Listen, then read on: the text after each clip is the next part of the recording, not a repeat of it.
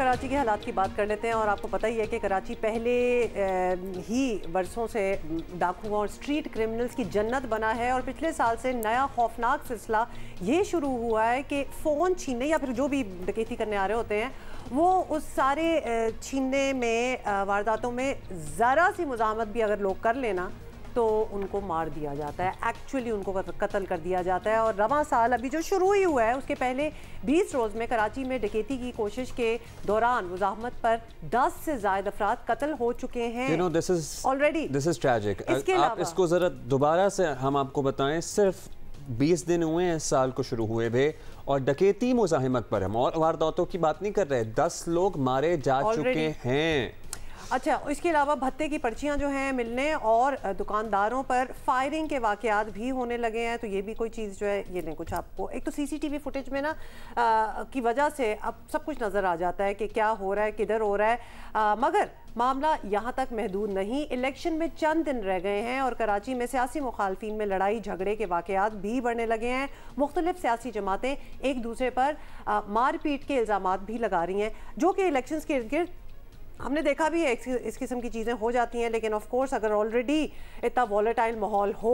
ये देखें, हम तस्वीर दिखा रहे हैं बंदे की, आप इसे पहचानते होंगे शायद, किसी के जानने वाला तो होगा ना। बात ये है कि ये बंदे की तस्वीर जो हम आपको दिखा रहे हैं उसने कोई कोशिश नहीं की खास कि वो अपना मुंह छुपाए। तो अब ये भी एक हो गया कि ढिठाई से आते हैं, लूटते हैं। दे नो कि they are surrounded by CCTVs, but it doesn't matter. It does not matter. फिर इलेक्शन सर पर हैं। अब इस सारी सूरत हाल में क्या होना है ये भी देखना बाकी है, लेकिन एडिशनल आईजी कराची खादिम हुसैन रिंद ने कहा है कि इलेक्शन में सियासी कारकुनों का आपस में लड़ना झगड़ना मामूल की बात है, लेकिन आपको पता नहीं लगता कि कब ये मामूल की लड़ाई किसी दंगे फसाद में तब्दील हो जाए। निगरान वज़ीर इत्तलात सिंध अहमद शाह साहब ने हमें ज्वाइन किया है। थैंक यू शाह साहब for being with us this morning. Shah साहब, ज़ाहिर है अब आप जो निगरान सिंध हुकूमत है उसकी तरफ से जवाबदेह हैं या आप बताते हैं कि क्या चल रहा है क्या नहीं चल रहा।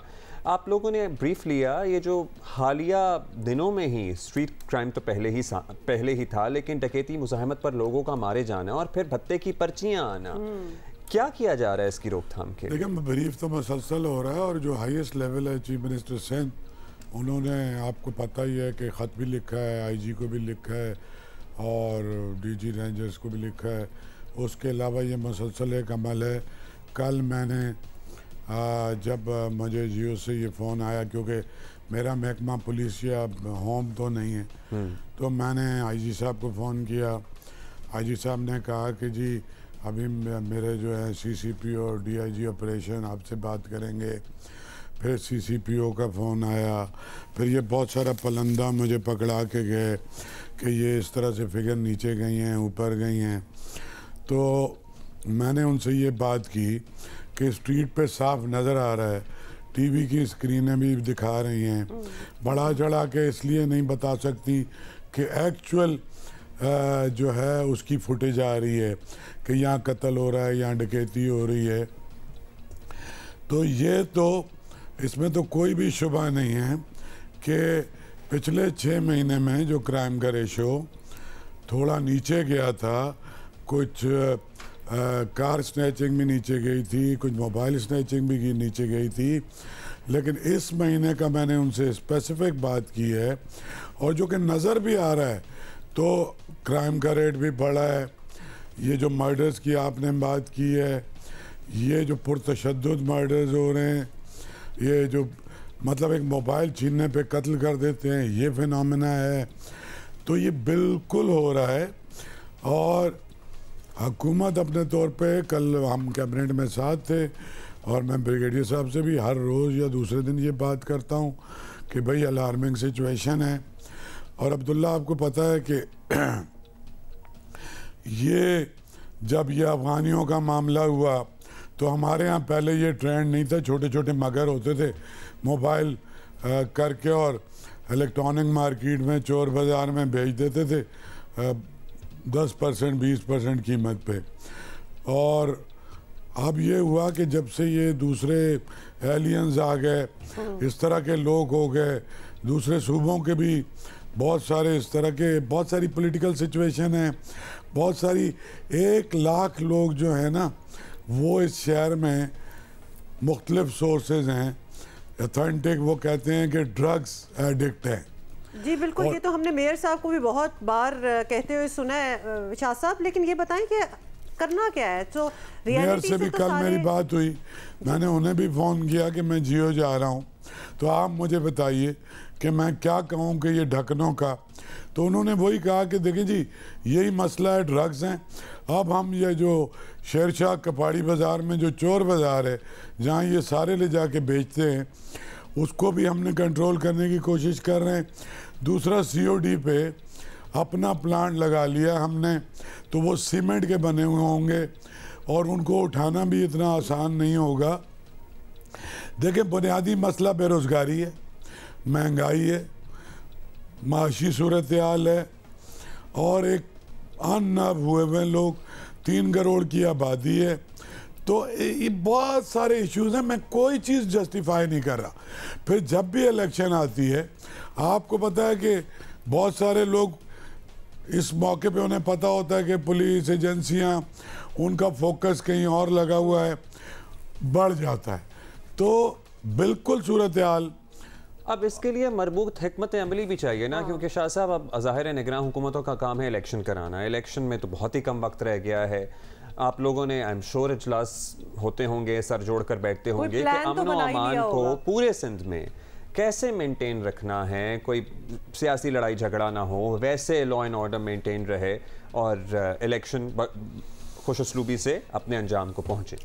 देखिए कम से कम केयरटेकर गवर्नमेंट की कोशिश तो यही है, लेकिन फिर वो वही करते हैं। अभी इस हफ्ते कल ही बात हुई है कि तमाम जितने भी स्टेक होल्डर हैं सिक्योरिटी रिलेटेड, तमाम को चीफ मिनिस्टर साहब ये जो इसी हफ्ते बुला रहे हैं और बुला के comprehensive policy regarding election security भी बना रहे हैं। कल ही कोई इनको पैसे भी रिलीज़ हुए हैं, 62 करोड़ रुपए इनके इलेक्शन की मोबिलाइजेशन, फूड और बाकी गाड़ियाँ, फ्यूल उसके लिए हुए हैं। गवर्नमेंट हर तरह से सपोर्ट कर रही है और गवर्नमेंट ये एक्सपेक्ट कर रही है, गवर्नमेंट ऐसी चेंजेस भी कर रही है।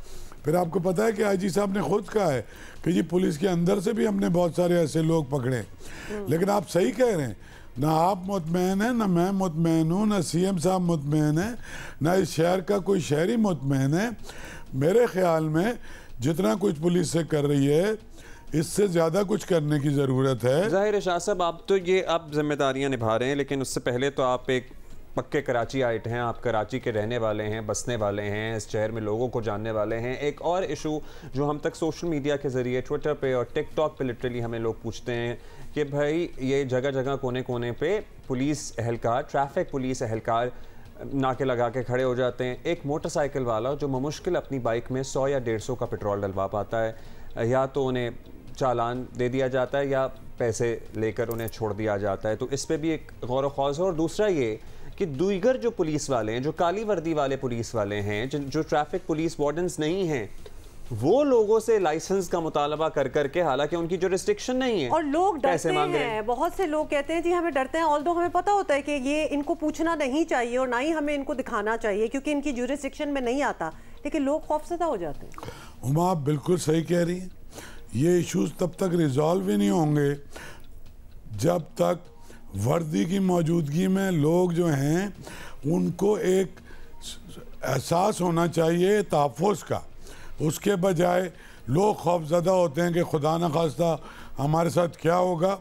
उसके मल्टीपल रीज़न्स हैं, आपको मुझसे ज़्यादा पता है।